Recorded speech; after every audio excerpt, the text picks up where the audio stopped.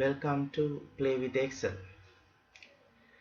இன்று இன்னொரு முக்கியமான ஃபங்க்ஷன் சிலவற்றை இங்கு நாங்கள் பார்க்க இருக்கின்றோம். அதில் சில ஃபங்க்ஷன்களை நான் எழுதி வைத்துள்ளேன்.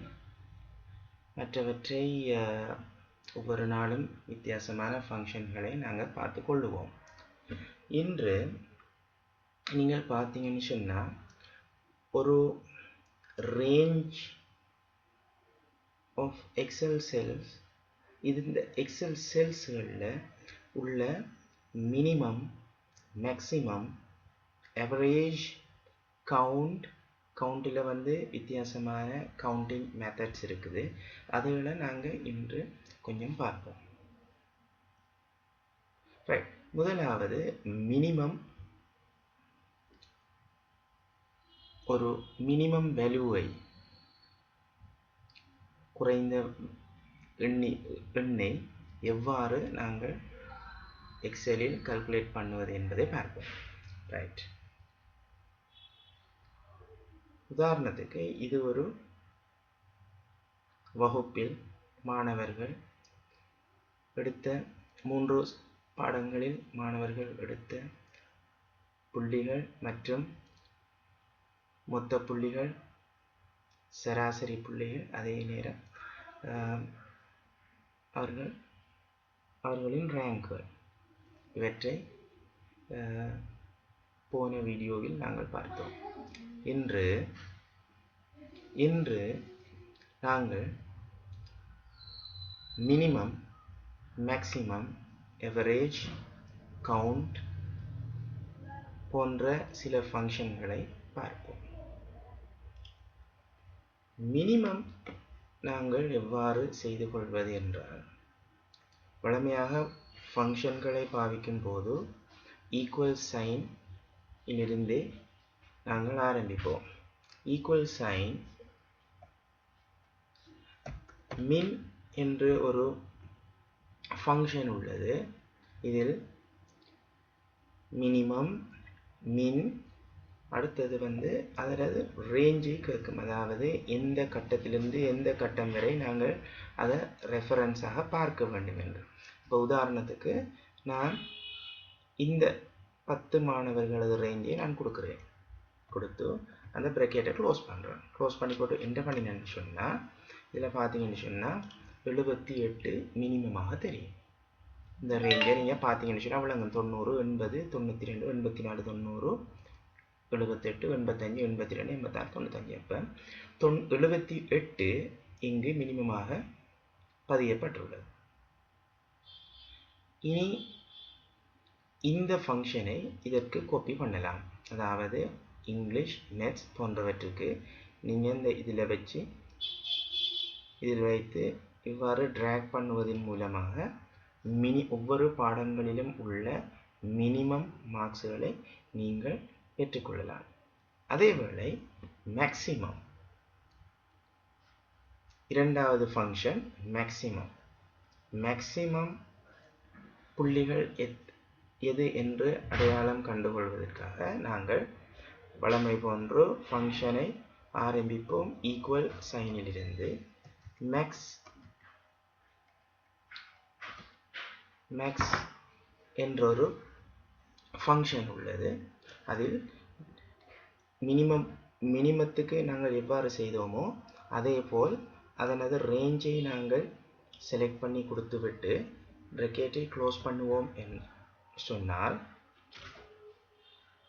மேக்ஸிமம் 95 மேக்ஸிமமாக உள்ளது.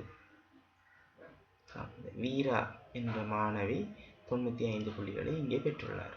அதுதான் ஒரு மேக்ஸிமமான புள்ளி. அதேபோல் இது ஆங்கிலத்துக்கும் மேத்ஸுக்கும் நாங்கள் காப்பி பண்ணுவதென்றால் நீங்கள் இங்கு பிடித்து ட்ராக் பண்ணி கொண்டே விட்டால் உங்களது ஒவ்வொரு பாடத்திலும் உள்ள மேக்ஸிமம் புள்ளிகள் உங்களுக்கு கிடைக்கப்பெறும். அடுத்து எவரேஜ். ஒவ்வொரு பாடத்திலும் 10 பிள்ளைகள் இருக்கிறார்கள் என்றால் 10 பிள்ளைகளினதும் எவரேஜ் எவ்வாறு உள்ளது என்று பார்ப்போம். அதற்கு நாங்கள் ஈக்குவல் சைனை கொண்டு ஆரம்பித்து எவரேஜ்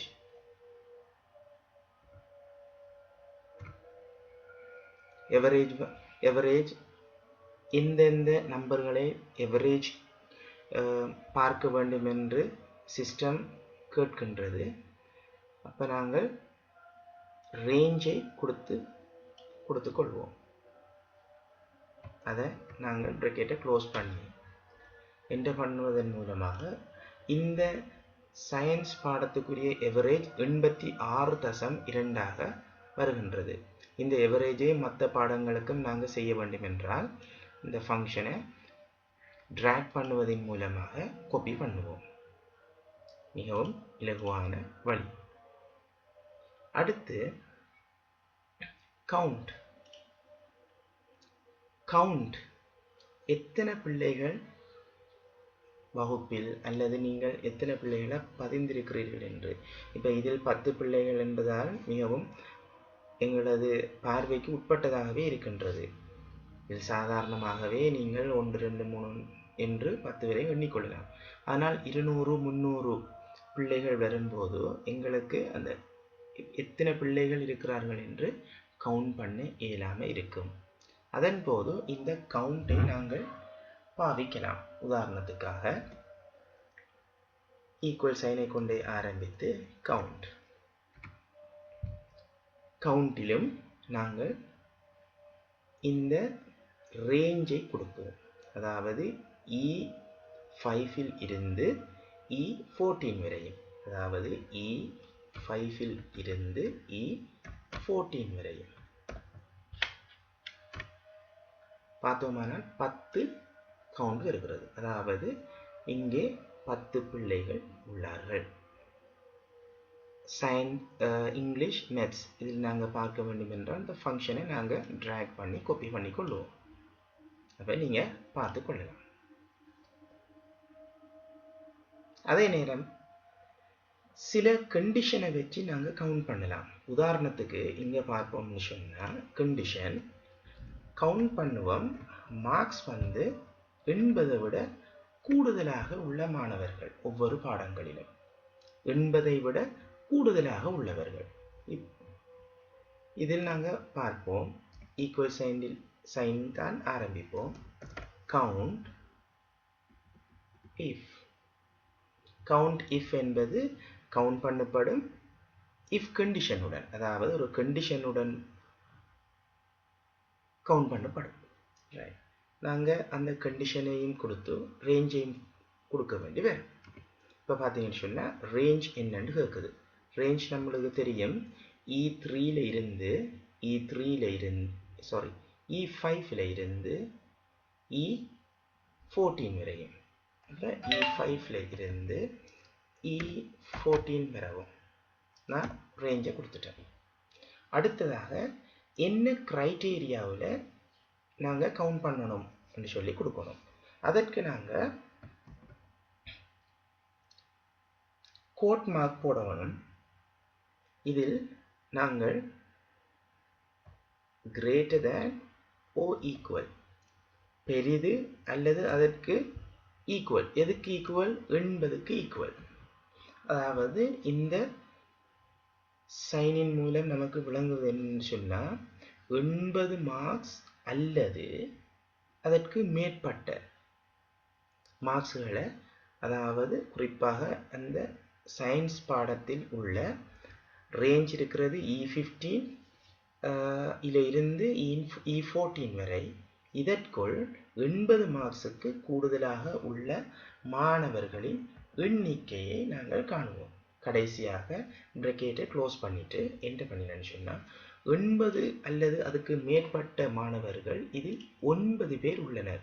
நாங்கள் பார்ப்போம்.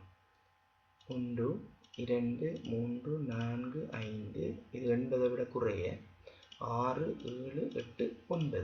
ரைட், அதுதான் இங்கே தரப்பட்டது. மற்ற பாடங்களுக்கும் இதே இதை நாங்கள் பார்க்க வேண்டும் என்றால் இந்த ஃபங்க்ஷனை நாங்கள் ட்ராக் பண்ணி காப்பி பண்ணி கொள்ளுவோம். மிக இலகுவான படிமுறைகளாக உள்ளது.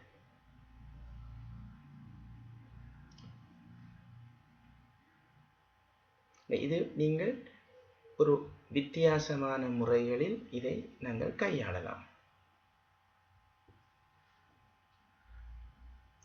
சில சந்தர்ப்பங்களில், உதாரணத்துக்கு சில சந்தர்ப்பங்களில் 111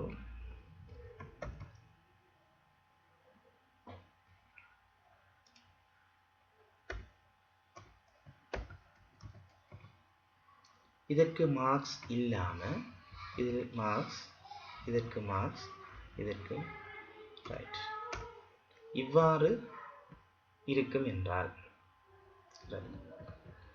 குறிப்பிட்ட 111வது இதில் ஒரு பிளாங்கான செல் இருக்கிறது. அதாவது அந்த பிள்ளை விஞ்ஞான பாடம் எழுதாமல் ஆங்கிலமும் கணிதமும் எழுதியுள்ளது.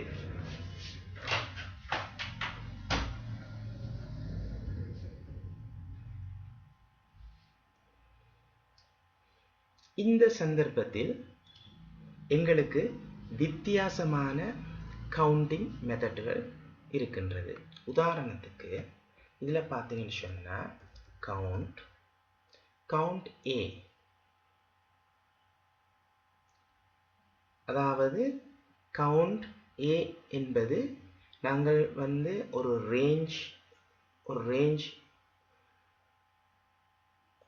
ரேஞ்சான புள்ளிகளை, ஒரு குறிப்பிட்ட ரேஞ்சில் உள்ள புள்ளிகள், அதாவது ஒவ்வொரு செல்லையும் நாங்கள் நாட் எம்டி இல்லாத செல்களை கவுண்ட் பண்ணுவோம்.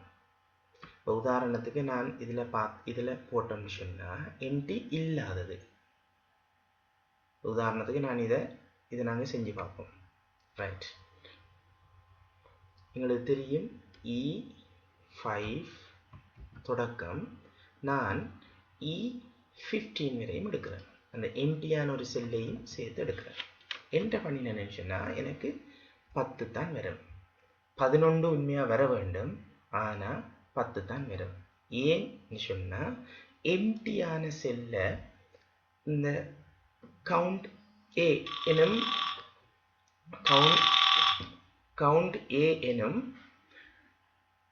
ஃபங்க்ஷன் இக்னோர் பண்ணும், அதை எடுக்காமல் விடும். என்ன எம்டியானதை தவிர்த்துத்தான் மற்றதை எடுத்துக்கொள்ளும். அதே போல இன்னும் சில கவுண்ட் ஃபங்க்ஷன்களை பார்ப்போம். உதாரணத்துக்கு 2 பாடங்களில் நீங்கள் சில கிரைட்டீரியாக்களை கொடுக்கின்றீர்கள். உதாரணத்துக்கு விஞ்ஞான பாடத்தில் 80 விட கூடுதலாக புள்ளி பெற்ற மாணவர்களும், ஆங்கில பாடத்தில் 90 விட குறைந்த மாணவர்களும் நீங்கள் செலக்ட் பண்ணி எடுக்க போகிறீங்க. விஞ்ஞானத்தில் 80 விட கூடின புள்ளி எடுத்த மாணவர்களும், அதே நேரம் ஆங்கிலத்தில் 90 விட குறைய எடுத்த மாணவர்களும். இவ்வாறு சொல்லும் போது இந்த 2 கண்டிஷனும் மெச் ஆகும். அதாவது விஞ்ஞானத்தில் 80 புள்ளிகளை விட மேலே எடுத்த மாணவர்கள் மட்டும் இல்லை, அதே நேரம் ஆங்கிலத்திலும் அந்த பிள்ளை 90 விட குறை எடுத்திருக்கணும். இந்த 2 கிரைட்டீரியாவும் மெச் ஆகும் என்று சொன்னால் மட்டுமே கவுண்டிங் செஞ்சு தருவது. உதாரணத்துக்கு நாம் அந்த உதாரணத்தை எடுத்துக்குவோம்.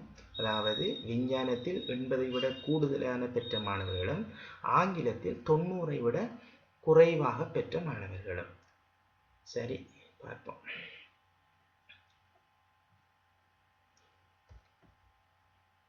அப்போ நான் சயின்ஸில்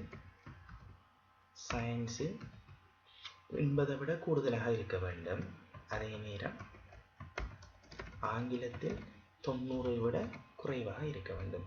இவ்வாறான மாணவர்கள் எத்தனை பேர் உள்ளார்கள் என்று பார்க்கலாம். கவுண்ட் மெனி கண்டிஷன், நிறைய கண்டிஷன்களை இதில் நாங்கள் போட்டுக்கொள்ளலாம்.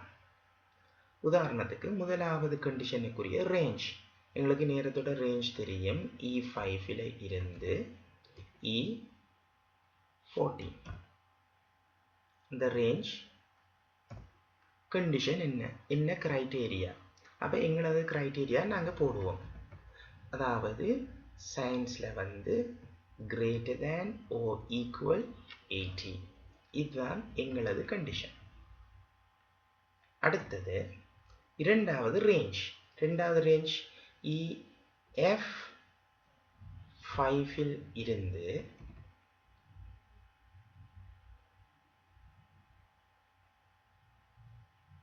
F14.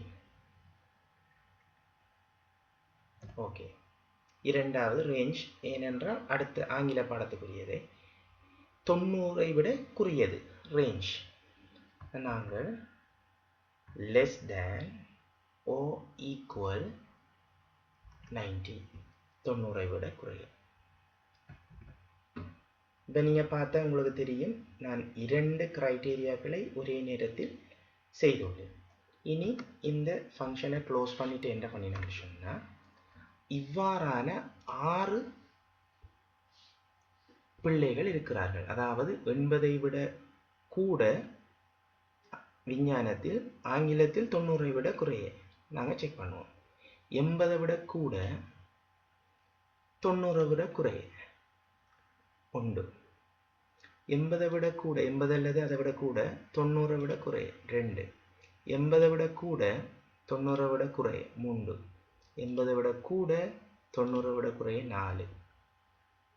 80 விட கூட 90 விட குறைய இல்லை, இது 93, இது வராது. 80 விட கூட 78 இருக்கிறதால அது வராது. 90 விட கூட அது சரி, ஆனால் இது 2 கண்டிஷனும் மேட்ச் ஆக வேண்டும். 80 விட கூட சரி, 90 விட குறைய இல்லை, 92. 80 விட கூட சரி, 90 விட குறைய சரி, 5. 80 விட கூட 90 விட குறைய, 80 விட கூட 90 விட குறைவு இல்லை. நீங்கள் கால்குலேட் பண்ணி பார்த்தீங்கன்னு சொன்னால் 6 பேர் இவ்வாறு உள்ளார்கள் இந்த கண்டிஷன். ஆகவே கவுண்டில் பல வித்தியாசமான முறைகளில் நாங்கள் கவுண்ட் பண்ணி கொள்ளலாம்.